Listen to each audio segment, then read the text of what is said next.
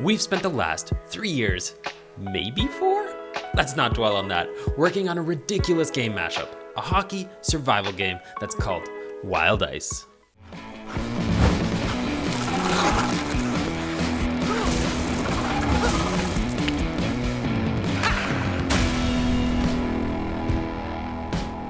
Quick intro time. I'm Andrew Farrell, and together with my wife Hannah, we created Path of Giants. It's a chill puzzle game where you take control of 3 characters trying to get some treasure. Now, my background is actually in character animation, where I've worked on movies like Free Guy, Spider-Man Far From Home, Ant-Man and the Wasp, and a bunch of others. Now, we really wanted to make our own games, and both had a background in art and animation, but we lacked a programmer. So I downloaded Unity, this was back in 2016-ish, taught myself some coding, and here we are in the middle of our second game. This being the very first devlog, let's go over where the game is at, the technology behind it, and where we're going. I've got an early demo loaded up that's built with Unity, and I'm playing as one of our 2 characters in the starting area.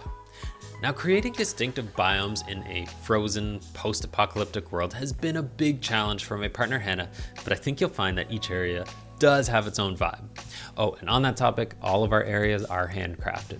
We will be reserving any randomization for loot and rewards. Of course, you have your trusty axe, so you can equip that puppy to chop down some trees. You can break down tires and other items into craftable materials. Now, while we love a good base building game, we really wanted to encourage energized, arcadey action, something that you would get from a typical hockey game. And we didn't want the players spending their time creating epic sprawling bases, which, let's face it, it would probably just be big man caves in this hockey world. But that could be kind of funny in itself, like a man cave simulator 2026. So the materials collected are instead used to craft traps and ammo, which are pucks in our game. The inventory system itself is powered by an OpSiv plugin with a fantastic support team. This isn't sponsored or anything, I've just had a really solid experience working with it so far. Across the frozen world, you can find our version of zombies that we're calling Frosties. I forget why we didn't go with Zombonis, but I think there was a good reason there. Now, at the time of this video, we really just have 2 basic Frosties, but as we continue to develop Wild Ice, we'll have a variety of enemies, each with different abilities, speeds, shapes, and sizes. That would actually make for a great video in itself, so you can look forward to that one in the future. You can shoot pucks at them, you can slash and hit them, you can even use your axe to take them down. When they die, they actually shatter into ice shards, cause it's dope. We also have some friendly characters around the world. You can go up and chat with them, and eventually they're gonna give out side quests that will get you new items, gear, maybe some trap blueprints, and that sort of thing. And for that, we're using the dialogue and quest system made by Pixel Crushers. These are both fantastic assets, and they've greatly sped up our dev time, but probably not enough because we're years into this project now. For the animations itself, we're using Maya, and it's a combination of hand-keyed animation and edited motion capture that was done with a Rococo Smart Suit. Hannah is actually using Blender to do all the models and Photoshop for texturing and artwork and that sort of thing. We have also been implementing split-screen co-op from the beginning. We really wanted to be able to play our game together, so this was a big priority for us. To say this is challenging would be a huge understatement, as almost all Unity assets don't take this into account.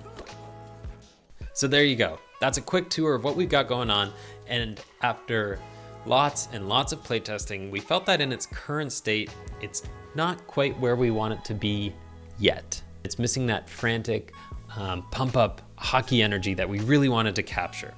It turns out watching someone rummage through countless drawers and cabinets searching for a granola bar to stop dying isn't very thrilling. Maybe unless you're Daryl. That's a white trash brunch right there.